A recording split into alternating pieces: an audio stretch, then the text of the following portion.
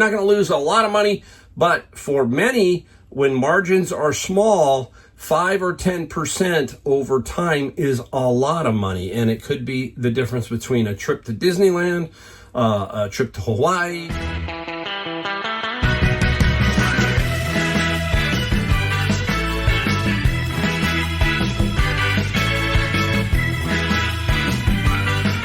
Welcome back, Mike here, Golden State Picker, and today we got a video because a deadline is coming, and we need to talk about this. We need to get you focused on this, because if you do not take care of this, or at least learn how to maybe address it a little bit, that kind of thing, you could be in a world of hurt and lose some money. You're not going to lose a lot of money, but for many, when margins are small, 5 or 10% over time is a lot of money, and it could be the difference between a trip to Disneyland, a trip to Hawaii, whatever, because you are stuck and they are increasing this and you're not on top of it. What is that?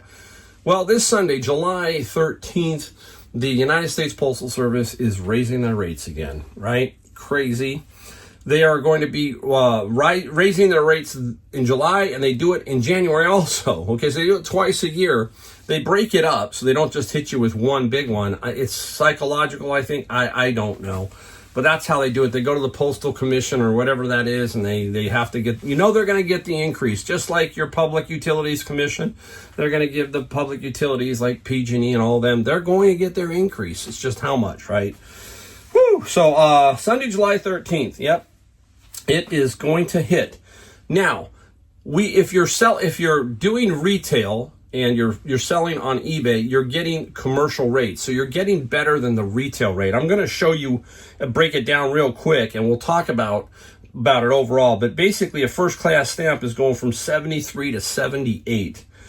5 cents increase. 1 ounce metered is going from 69 to 74. Average increase of 7.4%. I don't think we deal in ground advantage is basically what we deal with. So that's not going to affect us, but it's interesting how a stamp, right, used to be 5, 10, 50, it just keeps going up. When does that really it's gotten out of control, but when does it hit $1? It's one of these days, it's definitely going to hit $1 at these 10% increases a year.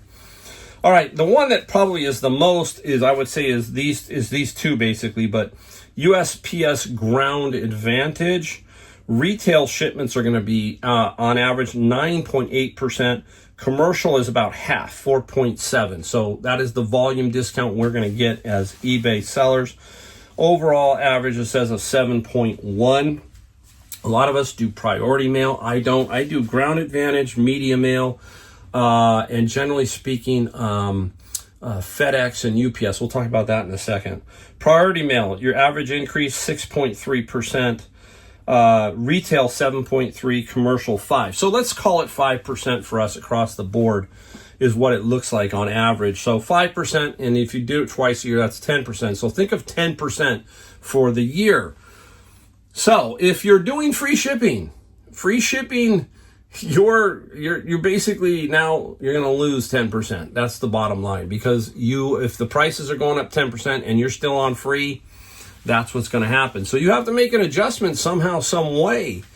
What can you do? Well, you can go in and raise your prices on your product, but now you kind of almost individually look at things, right? You don't want to be higher than everybody else, so you've got to really look at that.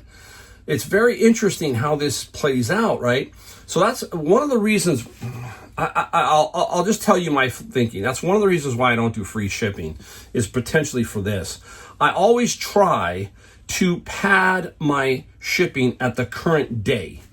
Now, a year ago, I couldn't, but hear me out on this. So if, for example, a year ago, I was doing $5.99 media mail shipping, now I would be doing $6.95. Okay, I can tell you that $5.95 was almost 2 years ago. $6.95 was a year ago. And most of my simple media mail, which means like an album or a book that's 1 to 2 pounds, is $7.95, because we have two factors we have to be careful of. eBay takes fees off of your shipping. So let's say it's $8 and they take 15%. That's $1, what, $20, $30, okay? And now if the post office raises it 10%, and let's say it's 5, there's 50, so $1.80 of that $7.95. You kind of get what I'm coming at, okay? So we have to figure this out as of the day that we're doing it. There are some people who will do calculated shipping, okay, that kind of thing. That can help you, but a lot of people don't do calculated shipping. But on calculated shipping, and I think you can set, tell me if I'm wrong down below in the comments, or help me down below in the comments.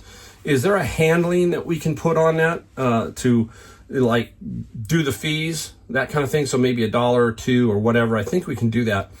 But I can tell you, I don't do the calculated shipping, and most people don't. I mean, some people are going to say they do, but there's issues with each is what I'm getting at. And the free shipping one is probably, I think, to me, the worst, I guess, because you're stuck. And so you've got to do something, because no matter what, it's free. So these increases are happening across the board on a lot of things, okay? Along with fees from eBay. Before you know it, your older listings, you can get stung. And that's happened to me, where I've saw old listings and I'm looking at a media mail one at $5. I go, wow, okay, Mike, that was really old. Those kind of things. So I have to be really, really careful. And what I do is I just price and add. And you've heard me talk about this over and over. I do not worry too much about shipping. People, if you have the right product, the right condition, the right everything, they're going to buy it. You obviously don't want to be way out of whack, okay? But you need to be in your zone, or you're going to start to lose money. Imagine if you lost 10% of all your shipping fees over the year, what that would be. You could go in and look at your shipping, say you're shipping, because you know what? UPS and FedEx, they could be right behind these guys, okay, as far as raising the prices. And it's going to happen no matter which way we look at it. But if you took a look, let's say you did $20,000 a year in shipping, and nothing changed except for FedEx, UPS, and USPS all raised their rates for that 1 year period of 10%, you've lost $2,000 from there. So that's what I'm getting at. We have to be on top of these things in order to make sure we don't go backwards. Yes, we're going to have some issues, okay?